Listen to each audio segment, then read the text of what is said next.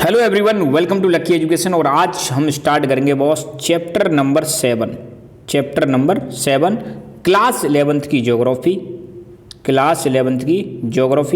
और ज्योग्राफी कौन सी है हमारी? Physical geography. बुक का नाम है फंडामेंटल्स ऑफ फिजिकल ज्योग्राफी। ठीक है, चैप्टर 7 जिसका नाम है आपका composition and structure of atmosphere. Even मैं नोट्स भी लिखाऊंगा यहाँ पे, आपको ध्यान रखना है। Composition structure of atmosphere. ठीक है, क्लाइमेटोलॉजी का ये चैप्टर है। इस चैप्टर को हम शुरू करेंगे। बहुत सारी चीज़ें आपको मैं समझाने वाला हूँ। बुक भी आपको समझाऊंगा, बुक के अलावा आपको करंट से भी रिलेट करूंगा और कुछ एडिशनल चीज़ें भी मैं आपको बताऊंगा, सो दैट आपकी प्रिपरेशन एकदम अच्छी हो। आप क्लास 11th के लिए तो नो डाउट ये बहुत हेल्प करने वाली है। इसके अलावा जो ग्रेजुएशन में है बच्चे, उनके लिए भी ये हेल्प करेगी। और इसके अलावा जो तैयारी करते हैं, जैसे मान लो यूपीएससी की तैयारी करते हैं, किसी भी स्टेट बोर्ड की, स्टेट पीसीएस की तैयारी करते हैं, वहाँ पर भी हेल्प करेगी। हर प्रकार के गवर्नमेंट एग्जाम में ये आपको हेल्प करने वाली है। ऐसे हम पढ़ने वाले हैं। तो चैप्टर का नाम क्या है? Composition and structure of atmosphere. बहुत सारे क्वेश्चन इसमें से आते हैं। चैप्टर नंबर 7 है। नई जो एनसीईआरटी की बुक आई है उसमें चैप्टर नंबर 7 है। ठीक है, तो सबसे पहले शुरू करते हैं भाई, बेसिक समझते हैं। पहले अपनी जो अर्थ है बॉस, अपनी अर्थ पर आपको चारों तरफ बहुत सारी चीज़ें देखने को मिलेंगी। अपनी अर्थ पर एक तो आपको देखने को मिलेगा लैंड वाला पार्ट, क्या देखने को मिलेगा? दूसरी तरफ आपको कहीं पर आपको पानी पानी देखने को मिलेगा, कहीं पर आपको एयर वाला पार्ट भी देखने को मिलेगा। और जहाँ पर लैंड, वाटर और एयर ये तीनों चीज़ें मिल जाती है, वहाँ पर आपको लाइफ भी देखने को मिलेगी। क्या देखने को मिलेगी? लाइफ देखने को मिलेगी बॉस। अगली बात, लैंड वाला जो पार्ट है उसको हम बोलते हैं लिथोस्फीयर। अभी से समझ लेना, लैंड वाले पार्ट को हम क्या बोलते हैं? लिथोस्फीयर बोलते हैं। तो स्टार्टिंग के जो चैप्टर है इसके सारे लिथोस्फीयर वाले हैं। पानी वाला जो पार्ट है बॉस उसको हम बोलते हैं हाइड्रोस्फीयर बोलते हैं। हवा वाला जो पार्ट है बॉस उसको हम बोलते हैं एटमॉस्फेयर, जो हम आज पढ़ने वाले हैं। और जहाँ पर लाइफ मिल जाती है उसको हम बोलते हैं बायोस्फीयर। क्या बोलते हैं? बायोस्फीयर। तो अपनी धरती माता पर कई सारे फील्ड पाए जाते हैं। एक तरफ आपको ज़मीन दिखाई देती है जिसको हम लिथोस्फीयर बोल देंगे। इसमें आपके कॉन्टिनेंट्स आ जाएंगे बॉस। क्या आ जाएंगे?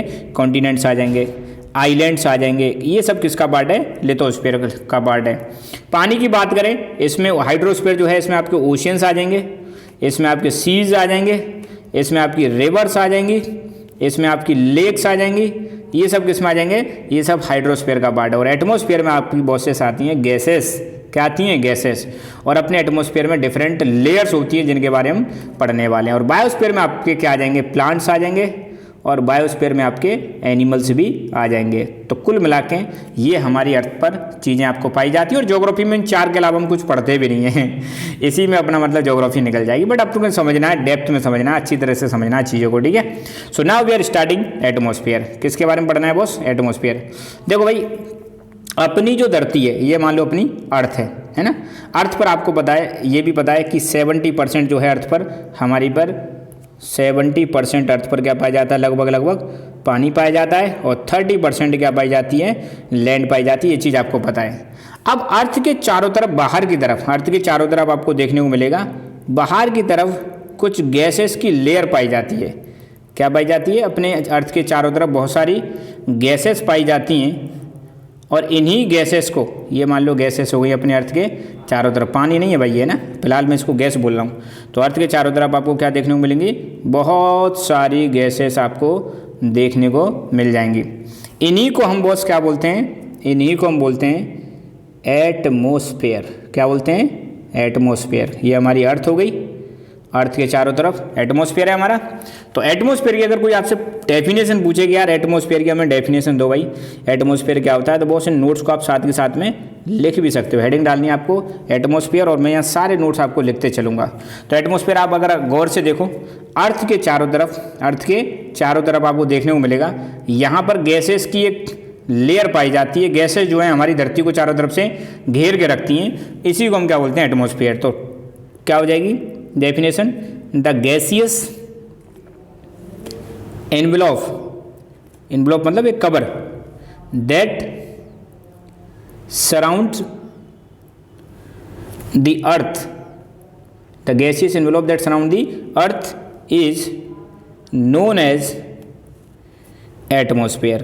तो एटमॉस्फेयर की डेफिनेशन क्या हो जाएगी, एक गैस का एनवलप जो चारों तरफ से हमारी अर्थ को घेर के रखता है उसको हम क्या बोलते हैं, एटमॉस्फेयर बोलते हैं। और इस एटमॉस्फेयर में मेन चीज होती है हवा, क्या होती है बॉस, एयर।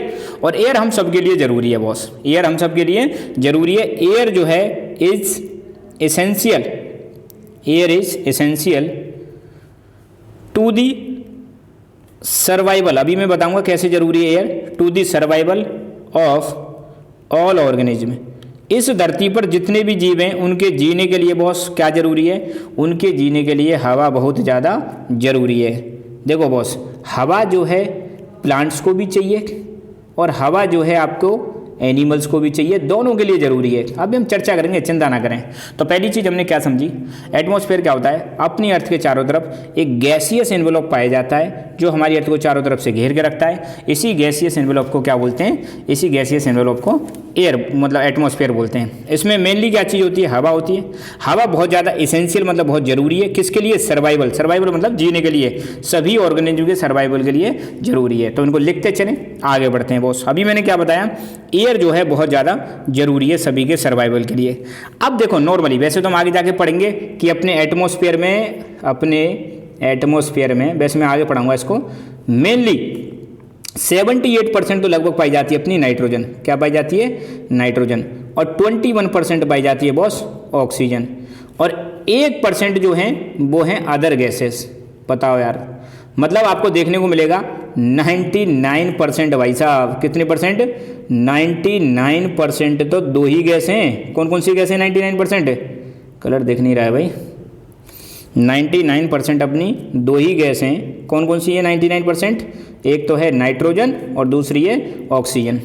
अब बात कर रहे हैं यार, ये जो एयर है इसके अंदर क्या पाया जाता है, तो एयर के अंदर एक तो पाई जाती है ऑक्सीजन, क्या पाई जाती है, ऑक्सीजन पाई जाती है, ठीक है। और ऑक्सीजन की बात करें तो ऑक्सीजन बहुत ज़्यादा जरूरी है, बहुत ज़्यादा जरूरी है ह्यूमंस के लिए। और ऑक्सीजन बहुत ही ज़्यादा जरूरी है किसके लिए, प्लांट्स के लिए, मतलब दोनों के लिए जरूरी है। ऑक्सीजन किसके लिए जरूरी है, हमारी ह्यूमंस के लिए जरूरी है। और साथ के साथ में इस एयर में एक और गैस पाई जाती है जिसको हम बोलते हैं बॉस कार्बन डाइऑक्साइड, क्या बोलते हैं, कार्बन डाइऑक्साइड। तो कार्बन डाई किसके लिए जरूरी है, कार्बन डाइऑक्साइड जरूरी है आपके प्लांट्स के लिए। कहोगे सर कैसे जरूरी है बताओ, हमें समझ में नहीं आया। लो भाई समझाते हैं कैसे, समझ में नहीं आया आपको। ये मान लो अर्थ की सरफेस है, यहाँ पर एक प्लांट लगा हुआ है बॉस, अच्छा सा प्लांट लगा हुआ है। ये आपका सूर्यदेव, बिल्कुल क्लास की तरह फीलिंग लें, ऐसे समझो आप क्लास में बैठे हो भाई। इधर से सन, साइंस की भी फीलिंग आएगी आपको ज्योग्राफी में। सन से रेज आ रही हैं, क्या आ रही है भाई साहब, सन से रेज आ रही हैं। और अपने प्लांट क्या करते हैं आपको पता है, प्लांट जो हैं बॉस हमारे एटमॉस्फेयर से CO2 लेते हैं, क्या लेते हैं, CO2। नीचे से पानी लेते हैं, क्या लेते हैं बॉस, पानी लेते हैं ज़मीन से, ये सॉइल है, ठीक है। और क्या रिलीज करते हैं भाई, ऑक्सीजन रिलीज करते हैं, क्या रिलीज करते हैं, ऑक्सीजन रिलीज करते हैं। फिर आपको ये भी पता होना चाहिए, अब जो हमारे यहाँ पे भाई साहब है कोई, ये भाई साहब है मिस्टर राम, और राम भाई साहब इस ऑक्सीजन को लेंगे और राम क्या छोड़ेंगे, CO2, फिर वापस छोड़ दी। तो यहाँ पर आप देख रहे हो ये जो प्रोसेस है बॉस, जहाँ पे प्लांट क्या कर रहे हैं, CO2 ले रहे हैं, O2 छोड़ रहे हैं और प्लांट अपना फूड बना रहे हैं, क्या बना रहे हैं, खाना बना रहे हैं। इस प्रोसेस को हम बोलते हैं फोटोसिंथेसिस, क्या बोलेंगे, फोटोसिंथेसिस। तो बताओ भाई, फोटोसिंथेसिस के लिए जो सबसे ज़्यादा जरूरी गैस है वो कौन सी है, CO2। तो बताओ कार्बन डाइऑक्साइड जरूरी है किसके लिए, प्लांट्स के लिए। यहाँ पे ये ह्यूमन बींग है, इस ह्यूमन बींग के लिए बताओ जीने के लिए क्या चाहिए बॉस, ऑक्सीजन। ऑक्सीजन नहीं मिलेगी तो मर जाएगा भाई साहब। तो बताओ है, तो अपनी एयर में ऑक्सीजन भी पाई जाती है, अपनी एयर में कार्बन डाइऑक्साइड भी पाई जाती है, दोनों ही जरूरी हैं सर्वाइवल के लिए, प्लांट्स के लिए भी जरूरी हैं और एनिमल्स के लिए। प्लांट में एक रिएक्शन होती है, प्लांट की इस रिएक्शन का नाम क्या है भाई साहब, फोटोसिंथेसिस नाम की एक वो होती है रिएक्शन। और ह्यूमंस में होता है रेस्पिरेशन, क्या होता है, रेस्पिरेशन होता है। रेस्पिरेशन के दौरान ह्यूमन जो है ऑक्सीजन लेते हैं और CO2 छोड़ते हैं, that is called respiration. I hope it is very clear to all of you. इसको लिख ले भाई साहब कि एयर के अंदर ऑक्सीजन पाई जाती है जो ह्यूमंस के लिए ज़रूरी है, कार्बन डाइऑक्साइड पाई जाती है जो प्लांट्स के ज़रूरी है। और ह्यूमंस क्या करते हैं? रेस्पिरेशन करते हैं। प्लांट्स क्या करते हैं बॉस? फोटोसिंथेसिस करते हैं। अब थोड़ी आपकी साइंस लिंक हो रही होगी, थोड़ा अब आगे बढ़ते हैं, इसको लिखते चलें आप, है ना। आगे अब देखेंगे अपना जो एटमॉस्फेयर है। यार आपने कभी सोचा है, क्या आपने कभी सोचा है कि एटमॉस्फेयर जो है धरती के आसपास कैसे रहता है, इसके चारों तरफ? बताओ भाई, अपना एटमॉस्फेयर धरती के पास ही क्यों रहता है? इसके ये गैसेज जो है भाग क्यों नहीं जाती, उड़ क्यों नहीं जाती भाई? ये गैसेस यहीं पर क्यों रहती हैं, धरती के आसपास क्यों रहती हैं गैसेस? क्या आपने सोचा है कभी इसके बारे में कि अपनी जो गैसेस हैं धरती के आसपास ही क्यों पाई जाती हैं, दूर क्यों नहीं जा पाती हैं? तो यार आपने एक चीज़ पढ़ी होगी कभी, ग्रेविटी के बारे में आपने सुना होगा। किसके बारे में सुना होगा?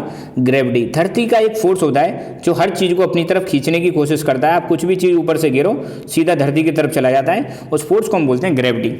तो ग्रेविटी या ग्रेविटेशनल फोर्स, तो अपना एटमॉस्फेयर अर्थ के आसपास ज़्यादा रहता है। आपको ये भी पता है, जैसे मान लो ये धरती है, जैसे जैसे ऊपर जाओगे ना तो भाई साहब एयर जो है ये कम होने लग जाती है। आपने सुना भी होगा, जो पहाड़ी एरिया होते हैं, पहाड़ी एरिया में जो माउंटेन पे घूमने जाते हैं माउंटेनियर्स, वो अपने साथ ऑक्सीजन का सिलेंडर ले जाते हैं। जब आप अर्थ की सरफेस से थोड़ा ऊपर जाओगे तो हवा कम होने लग जाती है। तो हवा जो है ना अपनी अर्थ के सरफेस के आसपास ही ज़्यादा पाई जाती है, ऊपर धीरे धीरे ये कम होने लग जाती है। मगर बात यह है कि अर्थ के सरफेस के पास ही क्यों पाई जाती है, तो उसका रीजन हो जाएगा ग्रेविटेशनल फोर्स। क्या हो जाएगा उसका reason?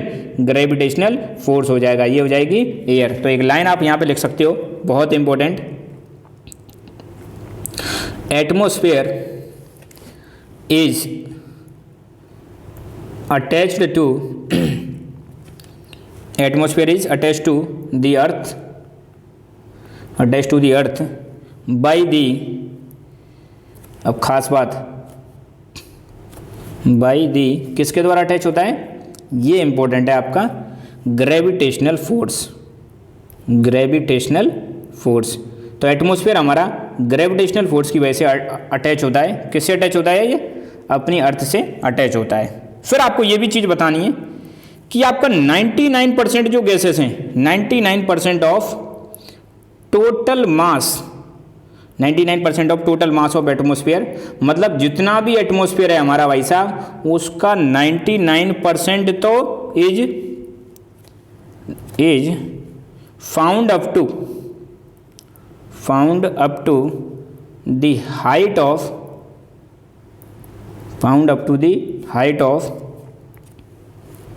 32 kilometre from earth's surface. क्या मतलब है? अपना जितना भी एटमॉस्फेयर में जितनी भी गैसेस है ना भाई साहब, ये जैसे मान लो हमारी अर्थ की सरफेस हो गई, क्या हुई? अर्थ की सरफेस हो गई, और यहाँ से यहाँ तक मान लो अपना कितना है? 32 किलोमीटर की हाइट है। तो 32 किलोमीटर पर 99% हमारा क्या पाया जाएगा? एटमॉस्फेयर पाया जाता है भाई साहब। अपना एटमॉस्फेयर का जितना भी मतलब है, जितनी भी गैसेस हैं, वो 99% कहाँ तक पाई जाती हैं? 32 किलोमीटर तक पाई जाती हैं। 32 किलोमीटर के बाद जो एयर मिलेगी ना वो बस 1% है। इसका मतलब 32 किलोमीटर से ऊपर जाने पर गैसेस बहुत ज़्यादा कम हो जाती हैं। तो अपना 99% एटमॉस्फेयर अगर आपसे कोई पूछ ले कितनी हाइट पर पाया जाता है, तो आपको बताना है 32 किलोमीटर की हाइट पर पाया जाता है। कुछ चीज़ें मैं और बताता हूँ, उनको और आप लिख लेना। इसको लिखने के बाद देखो, ये है हमारी मान लो अर्थ की सरफेस। क्या है? अर्थ की सरफेस। ओके, ये हमारी अर्थ की सरफेस हो गई, ये भैया अर्थ की सरफेस हो गई। यहाँ पर आप खड़े हो, जो भी हैं आप, ठीक है। लो भाई साहब, यहाँ पे पेड़ भी लगा देते हैं। ये हमारी अर्थ की सरफेस हो गई, फीलिंग आ जाएगी हाँ भाई अर्थ की सरफेस है। देखो अब यहाँ पे हम 3-4 लाइन बनाएंगे। पहली लाइन 32 किलोमीटर, कितना किलोमीटर है ये? 32 किलोमीटर। दूसरी लाइन, ये दूसरी लाइन हो गई, ये 90 किलोमीटर पर है। कितने किलोमीटर पर है? 90 किलोमीटर पर है। तीसरी लाइन ये आपकी है 120 किलोमीटर। अब यहाँ पे कुछ चीज़ें आपको अच्छी तरह से याद कर लेनी है। 32 किलोमीटर तक मैंने बताया था क्या पाया जाता है? अपनी 99% एटमॉस्फेयर पाया जाता है। कोई पूछे 99% एटमॉस्फेयर कितने किलोमीटर तक पाया जाता है? 32 किलोमीटर तक पाया जाता है 99% एटमॉस्फेयर। आप जैसे ही बॉस कहाँ पहुँचोगे? 90 किलोमीटर तक पहुंचोगे तो 90 किलोमीटर के ऊपर आपको ना तो CO2 दिखेगी और ना ही वाटर वेपर दिखेगी। तो मतलब आपसे कोई पूछे वाटर वेपर और CO2 कहाँ तक पाई जाती हैं, 90 किलोमीटर तक पाई जाती हैं वाटर वेपर और CO2। और लास्ट बात करते हैं भैया ऑक्सीजन की। किसकी बात करते हैं? तो ऑक्सीजन जो है बॉस लास्ट कब तक मिलती है? 120 किलोमीटर तक मिलती है। 120 किलोमीटर के बाद ऑक्सीजन नहीं पाई जाती है। बिल्कुल समझ में आ गई होगी आपको बात। तो बताना है क्या चीज़ निकल के आया, 99% एटमॉस्फेयर कितने तक पाया जाता है? अपना 99% एटमॉस्फेयर पाया जाता है 32 किलोमीटर तक। दूसरा वाटर वेपर एंड CO2 ये कहाँ तक पाई जाती है? 90 किलोमीटर तक पाई जाती है। और आपकी ऑक्सीजन कितने किलोमीटर तक पाई जाती है? ऑक्सीजन बॉस 120 किलोमीटर तक पाई जाती है, उसके बाद नहीं पाई जाती है। तो ये चीज़ भी आपको अच्छी तरह से कवर कर लेनी है, याद कर लेना है इसको ढंग से, ठीक है। तो इसके भी आप नोट्स बनाएं और लिखें इसको। एयर की बात करें बॉस हम, एयर की और प्रॉपर्टी याद रखनी है आपको। एयर जो है बॉस आपकी कैसी होती है? कलरलेस, कभी भी आपको दिखाई नहीं देगा एयर का कलर, कभी भी दिखाई नहीं देगा, ठीक है। दूसरी ओडोरलेस, नॉर्मल जो अच्छी एयर होगी उसमें कोई गंध भी नहीं होगी, मतलब आप पहचान नहीं सकते, ठीक है। तो कलरलेस होती है और ओडोरलेस होती है, ठीक है। तो आपको ये भी याद रखना है कि जो हमारी धरती माता है भाई, ये हमारी हो गई अर्थ, ठीक है। और यहाँ पर एक लाइन खींच देते हैं, मान लो ये वाली एक लाइन हो गई, अरे यार लाइन नहीं है तो यहाँ एक लाइन खींच देते हैं, ठीक है। हाँ, और ये क्या हुई? हमारी अर्थ हो गई। तो अब तक हमने क्या कंक्लूजन निकाल सकते हैं जो अब तक पढ़ा है उससे? हम कह सकते हैं कि भाई यहाँ पे हाई ग्रेविटी है, अर्थ के पास ग्रेविटी ज़्यादा रहती है, ऊपर लो ग्रेविटी रहती है। तो बताओ ग्रेविटी जहाँ ज़्यादा होगी वहाँ एयर को ज़्यादा खींच के रखेगा एटमॉस्फेयर, ये अपना लोअर एटमॉस्फेयर हो जाएगा, लोअर एटमॉस्फेयर हो जाएगा। और ये आपका अपर एटमॉस्फेयर हो जाएगा, अपर एटमॉस्फेयर हो जाएगा। तो आप बताओ एयर की डेंसिटी कहाँ पे ज़्यादा होगी? नो डाउट नीचे ज़्यादा होगी। तो यहाँ पर आपको देखने को मिलेगी हाई डेंसिटी, मतलब घनत्व एयर का ज़्यादा रहता है ऑफ एटमॉस्फेयर, मतलब एटमॉस्फेयर यहाँ पे थोड़ा ज़्यादा गहरा रहता है। एटमॉस्फेयर यहाँ ज़्यादा गहरा है, उसका रीजन क्या है? ग्रेविटी यहाँ पे ज़्यादा है। तो आपको बताना है लोअर एटमॉस्फेयर में गैसेस ज़्यादा पाई जाती हैं, अपर एटमॉस्फेयर में गैसेस कम पाई जाती हैं। लोअर में क्यों ज़्यादा पाई जाती हैं? क्योंकि लोअर में ग्रेविटी बहुत ज़्यादा है। ऊपर वाले एटमॉस्फेयर में क्या होता है? आपकी लो डेंसिटी होती है। लो डेंसिटी होने की वजह से यहाँ पे आपको देखने को मिलेगा एटमॉस्फेयर की, मतलब ज़्यादा एटमॉस्फेयर नहीं पाया जाता है। हाई लो डेंसिटी कह सकते हैं, लो डेंसिटी ऑफ एटमॉस्फेयर। ऊपर वाले एटमॉस्फेयर की डेंसिटी कम होती है, ठीक है। मतलब यहाँ पे गैस के पार्टिकल्स कम मिलेंगे और यहाँ पे गैस के पार्टिकल्स ज़्यादा मिलेंगे। ये चीज़ भी आप लिख देना। तो यहाँ पर एक लाइन लिख सकते हो, क्या लिख सकते हो आप? एटमॉस्फेयर इज मोर डेंस, बहुत ज़्यादा गहरा होता है, near the earth surface, near the earth surface.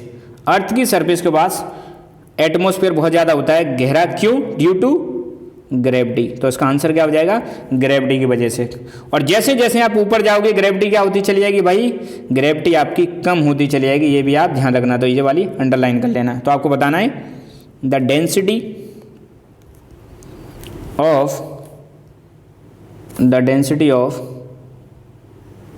Atmosphere decreases, the density of atmosphere decreases with increasing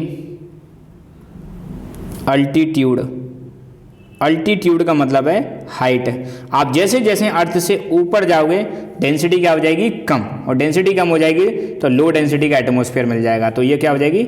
जैसे जैसे आप हाइट बढ़ेगा, हाइट को हम क्या बोलते हैं? अल्टीट्यूड बोलते हैं। तो जैसे जैसे आप अर्थ की सरफेस से ऊपर जाओगे तो एटमॉस्फेयर लेस डेंस होने लगेगा, डेंसिटी कम हो जाएगी। रीजन इसका सिंपल है बॉस, ग्रेविटी। ऊपर ग्रेविटी कम होती है इसलिए लेस डेंस होता है, वो नीचे ग्रेविटी ज़्यादा होती है इसलिए एटमॉस्फेयर ज़्यादा डेंस होता है भाई, ठीक है। तो यहाँ पर हमने एक इंट्रोडक्शन डिस्कस किया। आई एम श्योर बहुत सारे क्वेश्चंस को आप आंसर कर सकते हो। नेक्स्ट वाली वीडियो में हम देखेंगे कंपोजिशन ऑफ एटमॉस्फेयर। क्या देखेंगे बॉस? कंपोजिशन ऑफ एटमॉस्फेयर अगले वाले वीडियो में देखेंगे। वीडियो कैसा लगा भाई कमेंट करके बताएं, वीडियो को लाइक करें और अपने दोस्तों के साथ शेयर करें। Thank you so much, keep learning, keep enjoying and God bless you all.